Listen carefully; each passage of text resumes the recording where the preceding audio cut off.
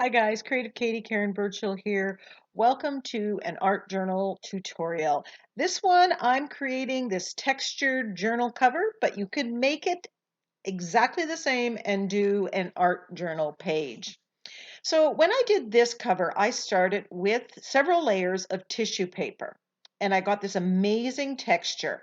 And Nicole at Ninny's Napkins said, "Can you not use the white napkins? Wouldn't that work?" And while I was fairly certain that it would work, I thought I would give it a try to see how it's different and how it actually works.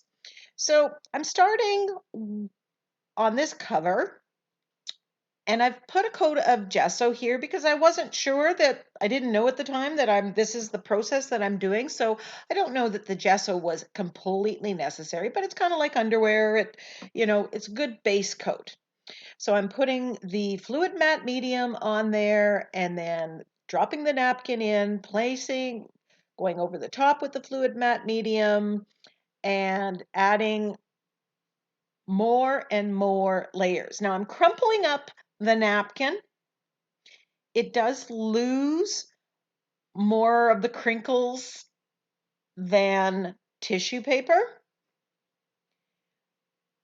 but I compensated for that by just adding more layers. And every time you add layers, you're adding a few more crinkles and you don't want to stretch it out. You want to get those interesting textures underneath that later on in the process we are going to bring out by the techniques that we use.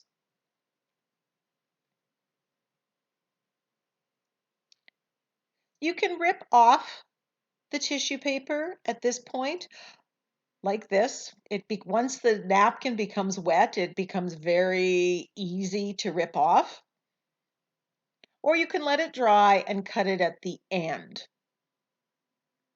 Now, when I've done tissue paper, I often do a couple layers, let it dry, do a couple layers. Today, I just wanted to get this done because I knew it was going to take a long time to dry. Remember, this is just a cardboard cover, so it's absorbing a lot of that moisture I'm putting in. And because I'm putting layer upon layer upon layer of this napkin, that moisture is in there. So when this stage is set, this part is done, I let it sit overnight. And actually, it was probably a couple days before I got back to it. So right now, that's layer number 3. And then, you know what? You do not need to have full sheets, and that's why I'm adding this.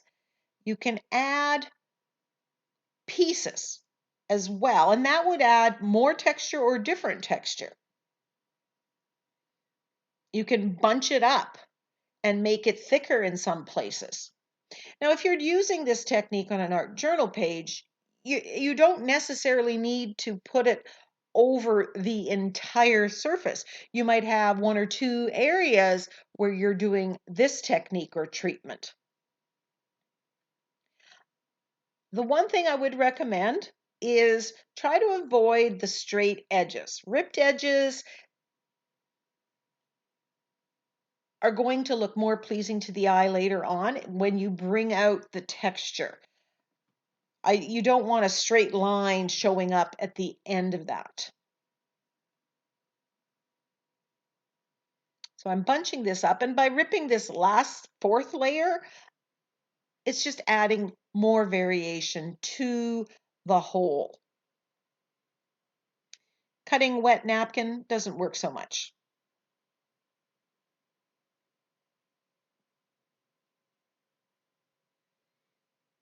I will tidy it up later. So now that it has that, you can add more than 4 layers should you wish. And I didn't worry if these napkin layers, the white discarded napkin layers, were completely white. Some of them have markings if they're the second layer. Now this dried, so I'm coming in with a combination of deep violet, quinacridone magenta, and orange. And the reason I'm doing that is because when you mix those colors together, you get a burgundy color. Now, the journal, it's rich and burgundy-ish. It doesn't photograph well. It was just very, very difficult to get the exact color. Now, depending on if you use more deep violet or more magenta, you will change the shades. You could also add a little bit of black in there to see what you like. But I love the variation that you get when you mix the acrylic paints wet on wet. And you can already see that it is, going into the textured paper. The Before I started adding paint, the layer of napkin on there, it looked like handmade paper, if you've ever done that. It has had that kind of texture and feel to it.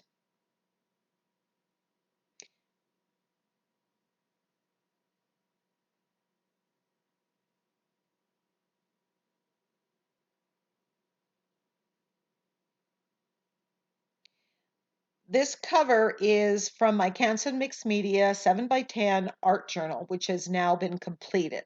It was coil bound, and I took the cover off the coil. At the end, I'm going to show you how I put it back on. So if you're interested in how that works, that might be something you may want to make sure you watch right to the end. I'm doing the sides. I didn't put the tissue paper where the coils are going to go for obvious reasons.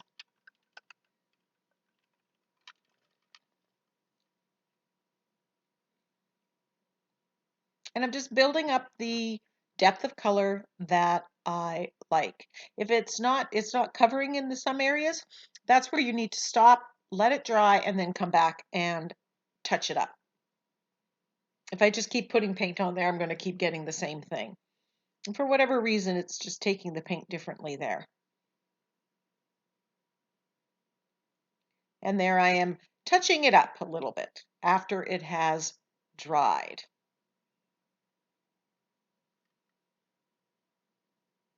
If you remember at the beginning, that's looking very, very dark.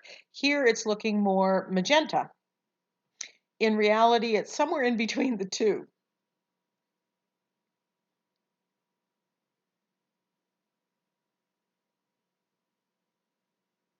Loving that background. And you can see the texture, and you could leave it at this stage, but we want to accentuate the texture. So I'm taking some black acrylic paint, and you can tap it onto the palm of your finger and rub lightly over it, or put the paint on a makeup sponge, barely there, and rub it on. You could also use the sponge applicators, the Tim Holtz Ranger ones, but you're applying very little pressure because you just want to catch the black paint on the high points.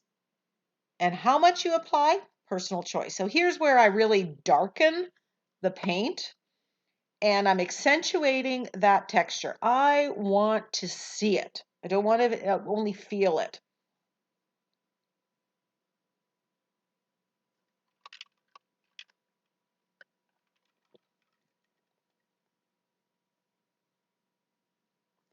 So I go over it and over it again and again, a little bit at a time, just building it up to the depth that I want.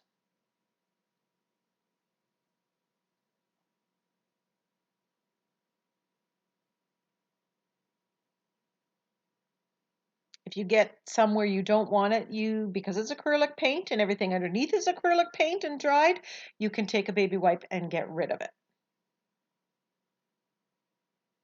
Or do as I did and just embrace the grunge. Edging with the black.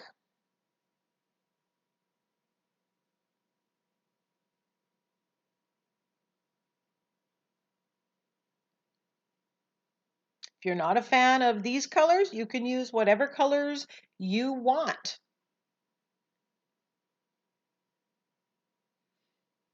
This would also work really well with a navy.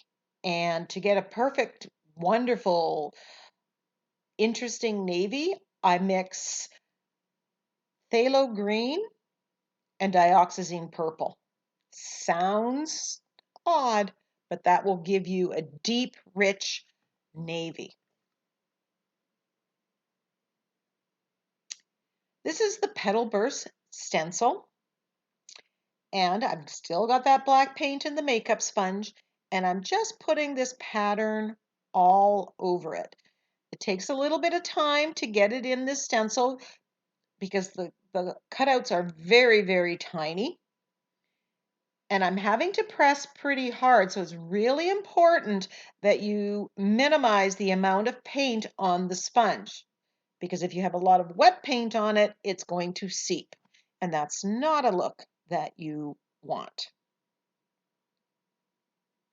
But I'm liking this look. It's another pattern adding more interest, but it doesn't block out that wonderful texture.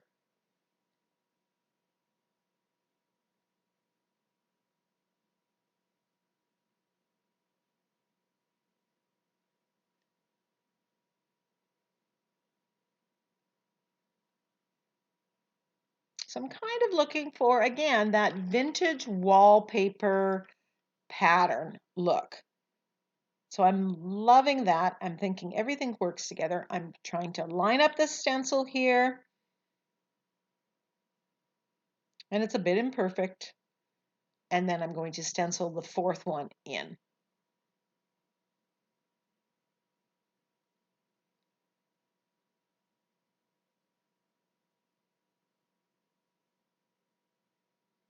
So links to the stencils that I've used and any specialized products, as well as the commonly used art journaling materials that I use, can be found in the description box below.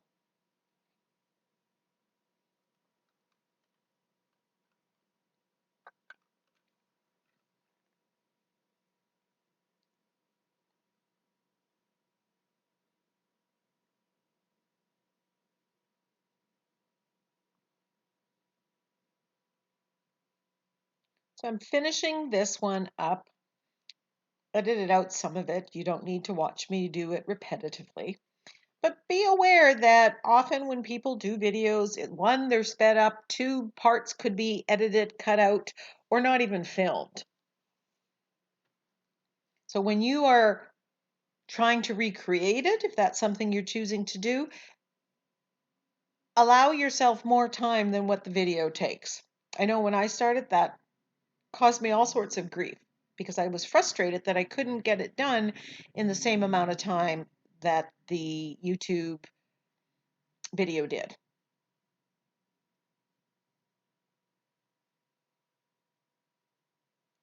All sorts of yum here. I'm loving that background. And best of all, it's using something that otherwise we'd be throwing away. So after giving that a dry, and I'm looking through, my focal images, what do I want to put on here? What sentiment? So I was spent some time thinking about that, and I decided to use this Magnolia Blossom stencil, one of my favorites, and I'm using the Champagne Gold modeling paste from the Crafter's Workshop, and I'm mixing a bit of the quinacridone magenta in there. And this is turning it into this lovely rose gold color. Now, I didn't mix this perfectly because I wanted some variation in there, but OMG, that rose gold looks so good, and it really matched my burgundy background. The gold was a little too stark. Don't be afraid to mix. I took a little bit off to the side and I mixed the color in, and did I like it? Yes, then use it. I'm using a key card to apply the modeling paste.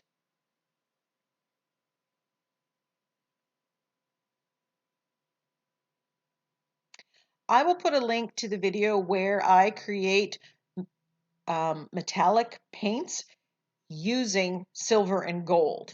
And you can use a lot of that same when you want to colorize either the silver or the gold modeling paste. Yes, I'm loving it. Now, this magnolia blossom reads to me very oriental, so what I'm going to do next is, work into that kind of theme. Here I'm using up leftover modeling paste and I'm putting these onto tissue paper. They'll dry on the tissue paper or on napkin because it works on napkin. Oh, napkin is way more fragile.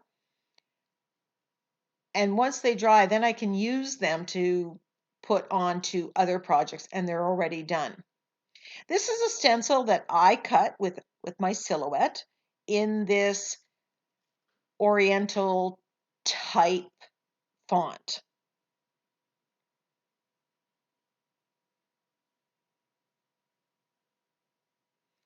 I thought that was good. It tied in with it being an art journal.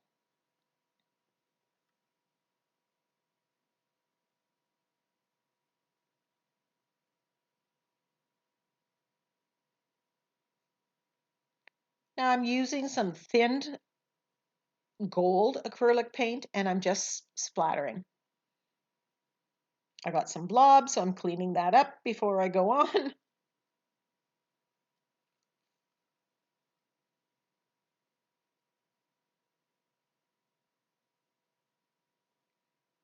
And my favorite tool for splattering is this very loose fan brush.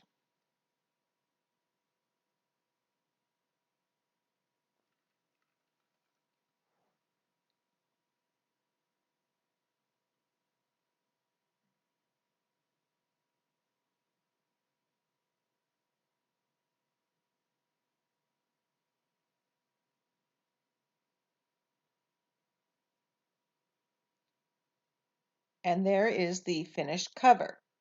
Now here is my art journal, all the finished pages. And you're going to flip to the back side, just making sure which way I want the cover to go. I don't want to put it upside down.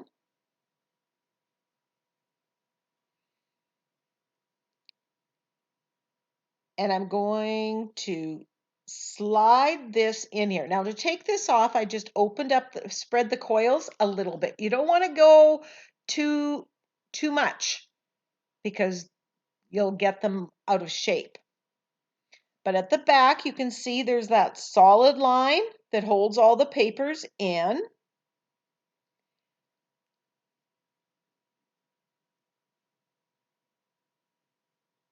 And again, I'm double checking before I do it. And then you're just going to slide it in there. Use your hands, tweak it a little bit. Sometimes it's a little finicky and it'll seem to fight you every step of the way. And it's doubly so because I'm trying to make sure that I'm catching some of this on the video.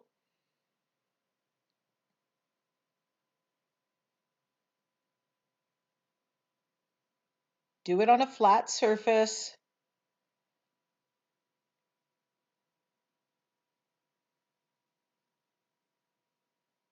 And there you go. Finally, it goes in and you can bring it to the front. Now we're going to flip it back and we're going to put the back cover on. So you put the front cover on first, then you put the back cover.